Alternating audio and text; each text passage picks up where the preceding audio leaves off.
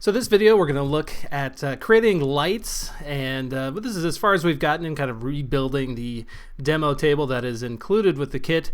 And I think now it's probably a good idea to just take a look at what's going on. So I screen captured my actual phone running the pinball game, and while that's just kind of running in the background, I just want to give you guys an idea of what's happening with it.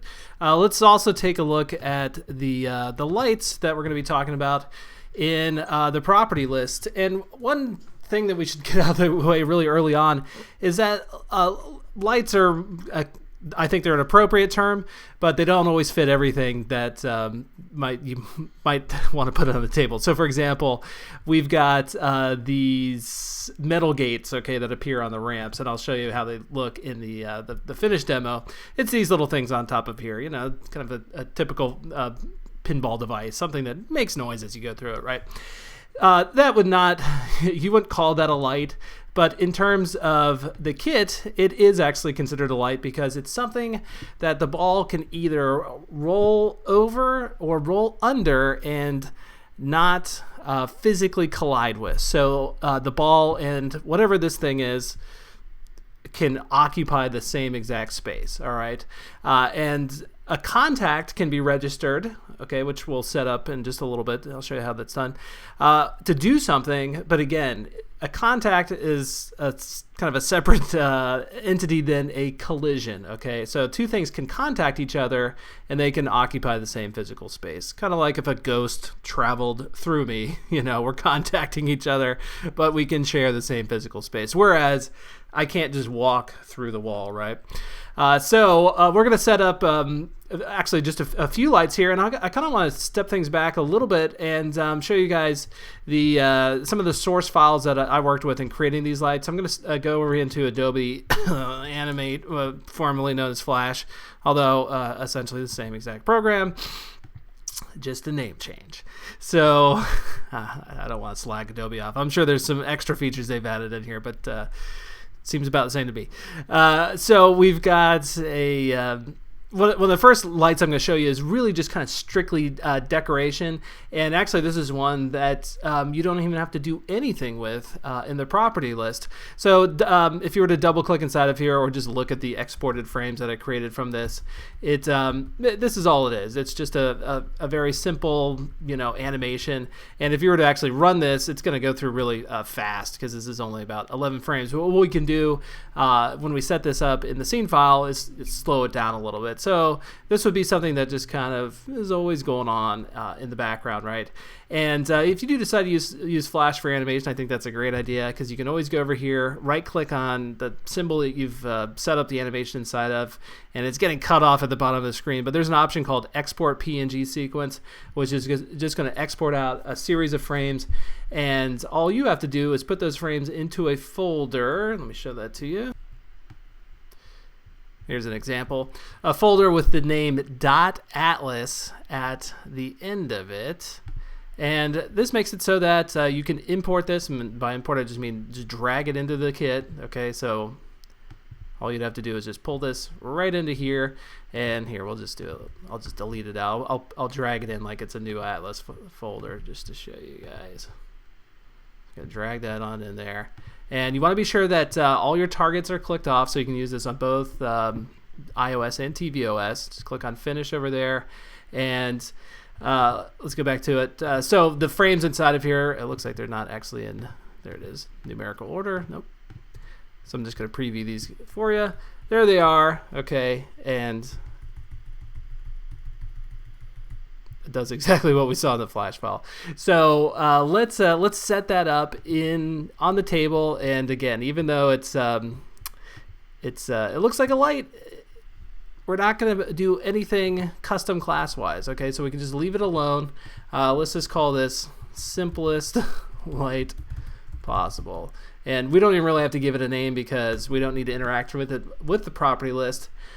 But just so I can find it inside of here, I'm going to give it a name that kind of makes sense. So first frame would be star animation, and that'll give us an idea of the size of it. And let's kind of move this over here just a little bit. Okay, now fold that down. Fold up this little button that is next to Animate, and you can find the object in there by just typing in, start to type in simple, and it'll be the only one that comes up. And then what we're gonna do is put in here an animate action. So again, if you want to just filter this out, you have all these options over here. Right in the same section where you had all your color sprites, your cameras, stuff like that. You've also got SK actions. In this case, this is one that is going to allow us to animate it. So I'm just going to drag this out over here. Once you do that, you're going to notice that this panel changes to show you the images that you can include in for the animation and the duration. So let's make the duration something a lot longer than, just a half a second or whatever I animated that at. So I can put in 5, so it's 5 seconds, and then jump over here to your media library, and then all you have to do is locate those particular frames. And I probably shouldn't have imported this because now I've got duplicates of those same files, but that's okay. So I'm going to delete all that anyway.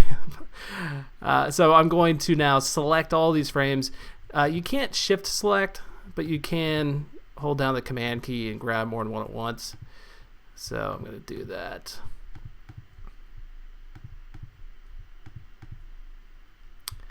Drag those guys in, and once you do that, go over here, float over this way, and you're going to notice, might have to click on it, that there's a little option to loop it. So click on the little infinity symbol right here, and now this is going to always loop, and you can even press the animate button over here and see what that's going to look like before you even build your app. So it's pretty cool.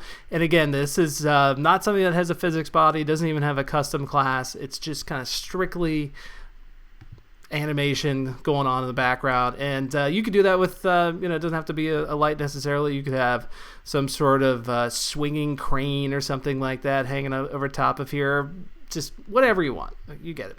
Okay, so now that you've got that in there, let's turn off Animate, and let's add in a different type of light, one that is actually going to be a custom class of light. And we need to head back over here to our media library, get rid of that, and let's just drag out here another color sprite. So I've gotten here some lights called decoration lights, and let's just give you an idea of what they look like. So just kind of 2 squares here that are lighting up. You can see there's one that's kind of angled like that, and what we'll do is we'll lay these around the ramp, and anytime the ball rolls over them, they're going to light up. So this is how the light is going to normally look, and then when the ball goes over it, it's just going to light up a little bit. So back over this way, let's find that, there it is. I'm going to type in here decoration light, and let's move that into place. Now to set this up, I'm going to need to match it to a term that I've included in the property list, and I need to just refresh my memory. Let me fold that up. We're playing with our demo table over here. So under lights, I've got decoration light 1. Okay, great. And of course, you can choose all your names. You don't have to use mine. So here we go, decoration light. And remember, I want the ball to roll over this. So to just kind of make sure that the ball is going to be on top of it, I'm going to set the Z position down to -1. I think I need to move this up just a little bit. And then here we go, one of the most important things. We're going to put in here a custom class of light, and then jump back over this way, and we're going to set the physics definition. You might want a bounding rectangle for this particular shape. It makes a lot of sense, right? If you try to do alpha mask, because I basically created 2 islands of artwork, it's only going to put an alpha mask around one of them, which is actually okay. It doesn't matter. You got to assume that if the ball travels down this little alley, it's going to trigger that no matter what. But in this particular case, I think bounding rectangle is the best way to go. You want to click off dynamic, click off allows rotation, and click off affected by gravity. So this decoration light is just going to stay right there. So now let's head back over here to the property list.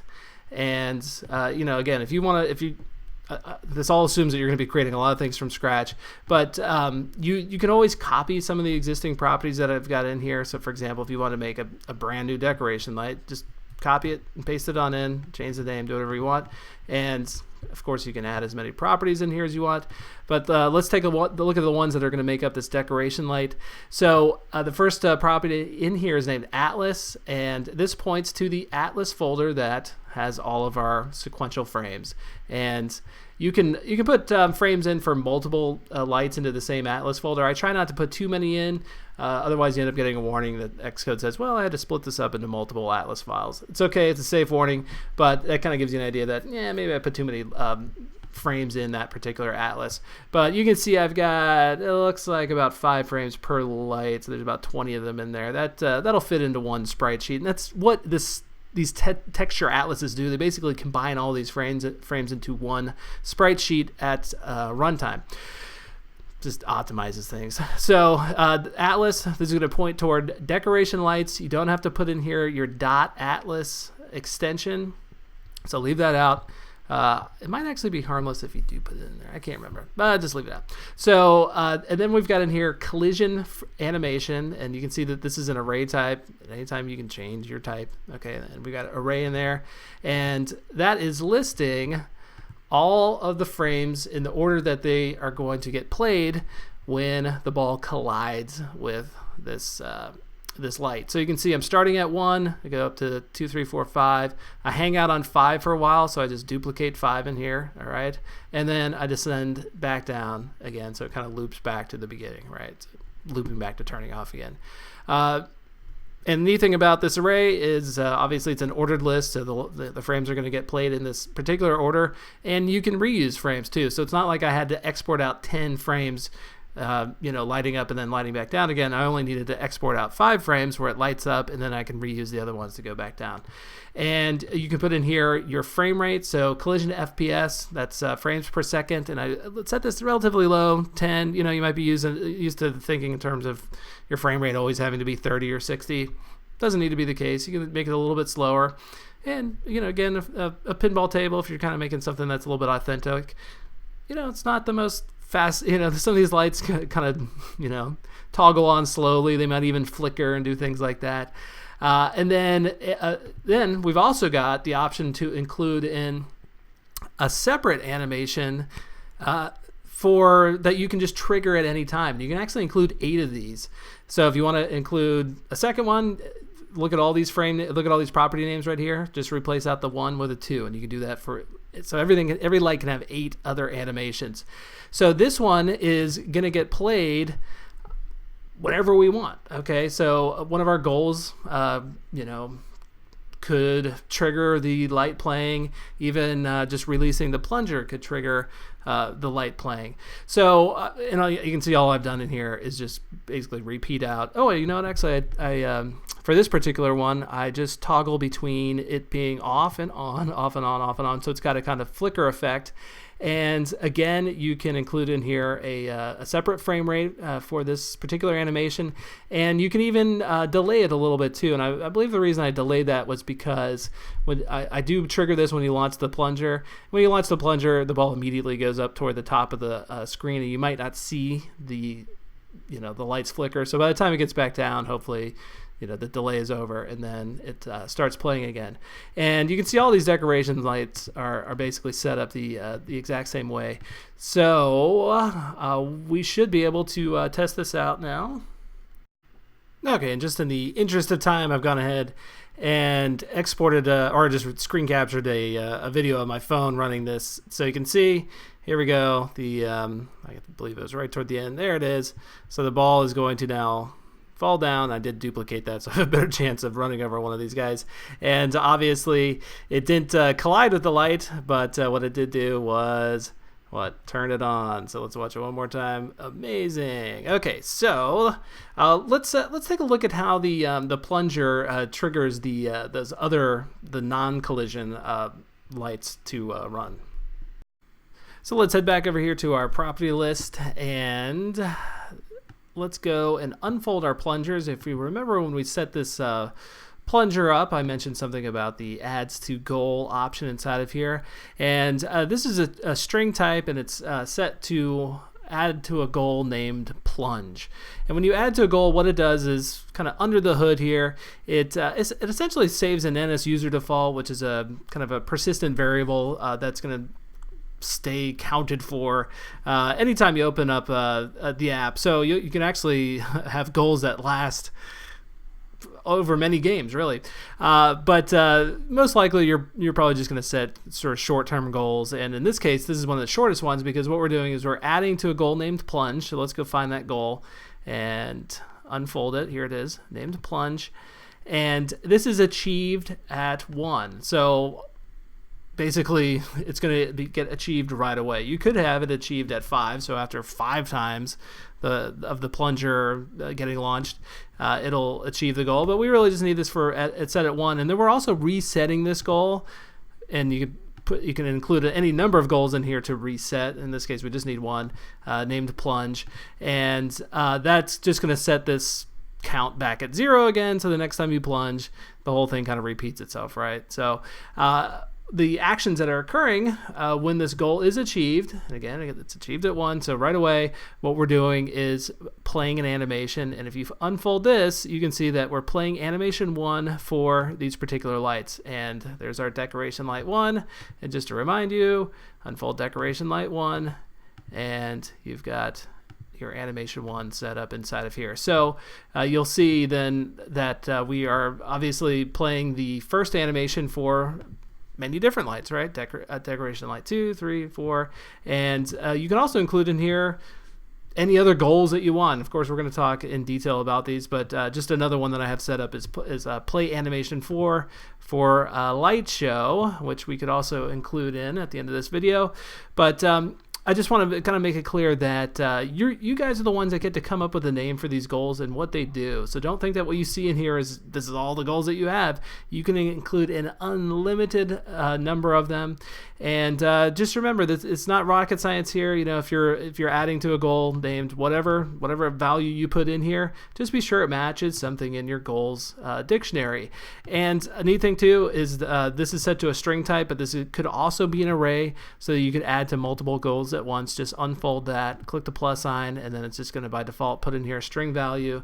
You can relist in here plunge, but then you can also put in any other number of goals that you want to increment forward every time the plunger is used.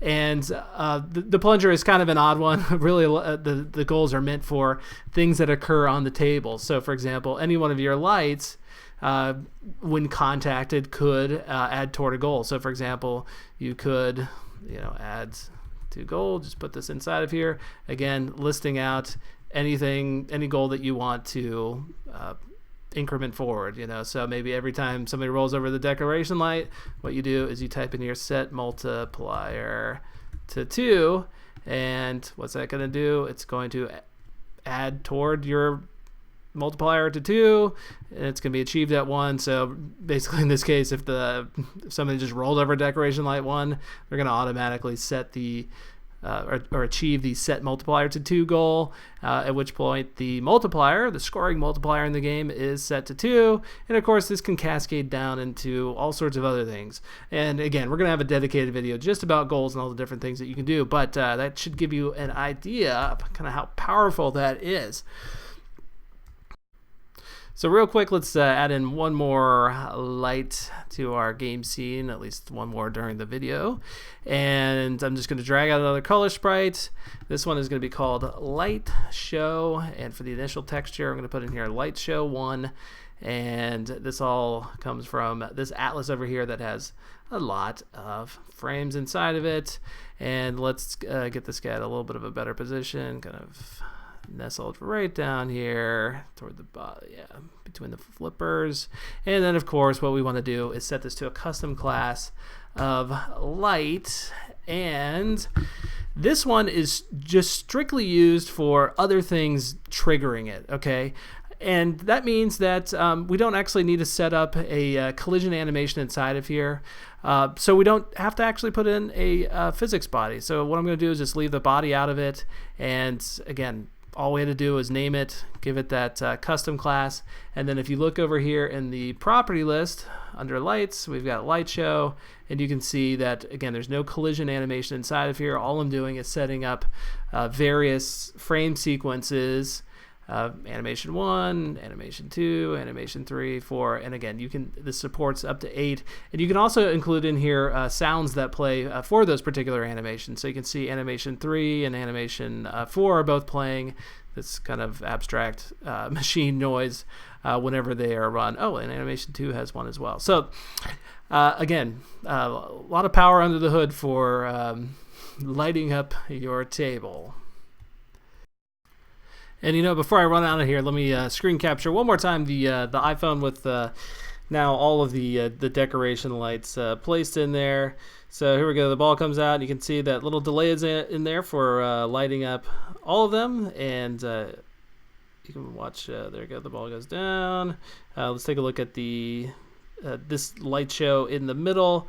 That's obviously playing because of the plunger. But then, since we copied out all the properties that are in the demo table, there's even some other animations being triggered in here that you might have noticed when we went down. Let's say, yeah, when it runs into this little bumper, it plays the animation as well. So again, there's all sorts of times where it's appropriate to make the lights flicker on and off, and the more you do that, more I think of an authentic table you're going to end up with.